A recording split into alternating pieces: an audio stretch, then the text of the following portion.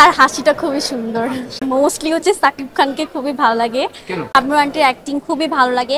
অনেক পপুলারিটি আছে যে স্কুলের কেউ দেখলে এই তুমি অ্যাক্টিং করো না, তোমাকে তো আমি টিভিতে দেখেছি। আব্রু আন্টির অ্যাক্টিং খুবই ভালো লাগে। আর যদি নাটকের ক্ষেত্রে বলি তাহলে মেহজাবিন আপু আমার খুবই ভালো লাগে, মোস্ট একজন ফেভারিট, মানে আমার আইডল। এখন শিশু শিল্পী বলতে গেলে এখন হচ্ছে টিনেজার যেসব ওগুলো আর কি করা হচ্ছে। এখন তো আর শিশু শিল্পী ওভাবে যাবে না, নায়িকা বা এরকম টাইপেরই হচ্ছে হওয়ার ইচ্ছা আছে। মেহজাবিন আপু তো হচ্ছে অনেক আগে থেকে অ্যাক্টিং করে, প্রায় অনেক আগে। তো আপুর হচ্ছে স্ট্রাগলিংটা হচ্ছে অনেক বেশি ছিল। তো আমিও আর কি চাই যে আপুর মতো হচ্ছে স্ট্রাগলিং করে একজন ভালো শিল্পী হতে।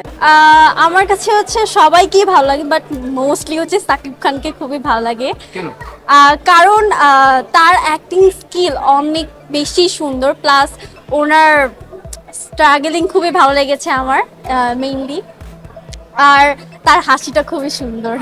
অনেক পপুলারিটি আছে যে স্কুলের কেউ দেখলে এই তুমি অ্যাক্টিং করো না, তোমাকে তো আমি টিভিতে দেখেছি, তোমাকে নাটকে দেখেছি, মানে এই জিনিসগুলো খুবই ভালো লাগে।